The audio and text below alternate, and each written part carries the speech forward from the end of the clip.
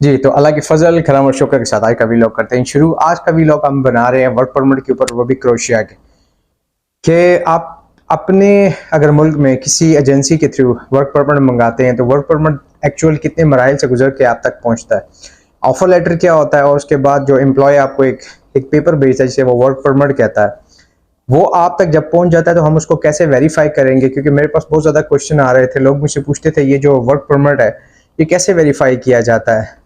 तो इस वीलॉग के अंदर मैं आपको बताऊंगा कि आपने कैसे अपना वर्क परमिट खुद ही वेरीफाई करना है, एजेंट्स के ऊपर नहीं रहना। आपको पता चल जाएगा कि आपका वीज़ा लगेगा या रिजेक्ट हो जाएगा। तो चलें आज का वीलॉग करते हैं शुरू, अल्लाह के फजल, करम और शुक्र के साथ।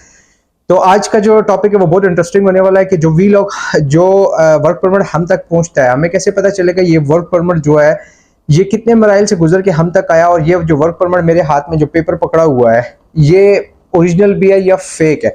सबसे पहले मैं बात करता हूं कि जब अगर आप किसी एजेंसी के पास जाते हैं, किसी कंसल्टेंट के पास जाते हैं और वो आपसे कहता है कि भाई मैं आपका क्रोएशिया का काम करूंगा या मैं आपका यूरोप का काम करूंगा, तो ये जो वर्क परमिट का तरीका होता है आपको किसी कंपनी से लेने का या किसी यूरोपियन की जो एम्प्लॉयज़ हैं उनसे लेने का, ये किस तरीके से लिया जाता है। तो जो आपकी कंट्री में मौजूद जो कंसल्टेंट होता है वो सबसे पहले क्या करता है, आपका पासपोर्ट भेजता है एजेंसीज है उनके पास। अगर उनको उस फील्ड के अंदर वो बंदा चाहिए, यानी कि आप मैसन्स है और उनको मैसन्स के अंदर कंस्ट्रक्शन के अंदर वो बंदा चाहिए, तो वो क्या करते हैं उसका रिस्पांस देते हैं और जो सबसे पहली चीज़ वो निकाल के आपको भेजते हैं वो एक ऑफर लेटर होता है। मेरे इस साइड पे आपको एक पेज दिखाई दे रहा होगा, ये एक ऑफर लेटर है। और लोग क्या करते हैं, ऑफर लेटर जब उनको रिसीव होता है, पहले मैं आपको बताता हूँ कि ऑफर लेटर की अहमियत क्या होती है सारे प्रोसीजर में।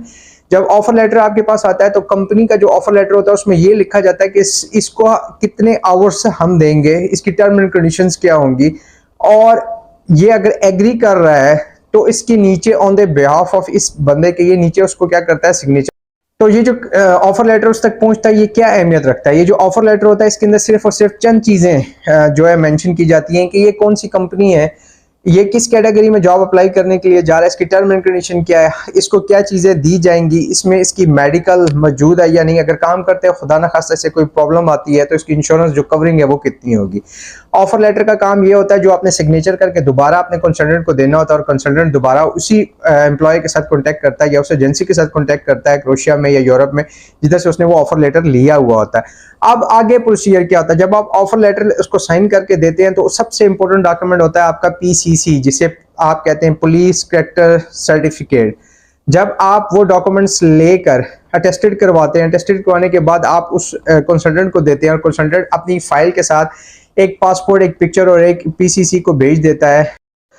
आपकी एक पासपोर्ट को पीसीसी जो पुलिस सेक्टर सर्टिफिकेट होता है जो टेस्टेड हो चुका होता है और एक आपकी फोटोग्राफ के साथ, एक पासपोर्ट के साथ आप मुतलका जो एम्प्लॉयर होता है, जो एजेंसी होती है जो यूरोप में बैठ के आपके डॉक्यूमेंट्स चेक करती है, उसको भेज दिया जाता है। उसकी बिहाफ के ऊपर वो वर्क परमिट निकालता है। याद रखिएगा जो ऑफर लेटर आपको मैंने दिखाया था, ये भी नजर भी आपको आ रहा होगा, ये एक आम सिंपल सा पेज होता है, इसकी कोई वेरिफिकेशन नहीं हो सकती जब तक वर्क परमिट में ना आ जाए। ये एक ऑफर लेटर है जो एक सफ़ा है, इसे कोई भी बना सकता है, ठीक है। ये किसी मिनिस्ट्री से नहीं निकला जाता बल्कि ये एम्प्लॉयर बनाकर बेचता है उसको जिसको उसने जॉब ऑफर करनी होती है।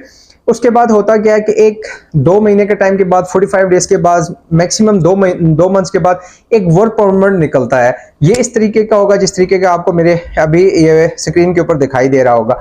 अब इसमें जो चीज़ें मैंने हाईलाइट की है, किसी का वर्क परमिट अच्छा नहीं है कि जो डाटा है वो शेयर किया जाए सारे लोगों के साथ। अब होता क्या है कि आपको कैसे पता चलेगा ये जो वर्क परमिट आपके पास आया है या जो वर्क परमिट कंसल्टेंट आपको ये जो एजेंसी पाकिस्तान में ये आपको दे रही है ये ओरिजिनल है या फेक है।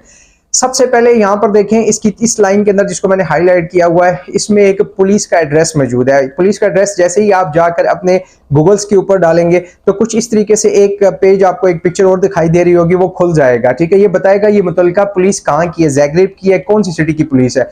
तो जब आपको ये पेज इस तरीके का दिखाई देगा तो आपने सिर्फ और सिर्फ जाके एक राइट क्लिक करना है इसी के ऊपर, तो वो आपको एक ईमेल एड्रेस या वेबसाइट बताएगा। उस वेबसाइट पे जाके उस पुलिस को अपना आपने ये वर्क परमिट भेजना है, ईमेल के थ्रू भेजना है, और आपको वो तकरीबन 48 आवर्स के अंदर रिप्लाई करेंगे कि ये वाकई जो वर्क परमिट है ये इस पुलिस स्टेशन से निकाला गया है या इसकी सिर्फ एडिटिंग की गई हुई है।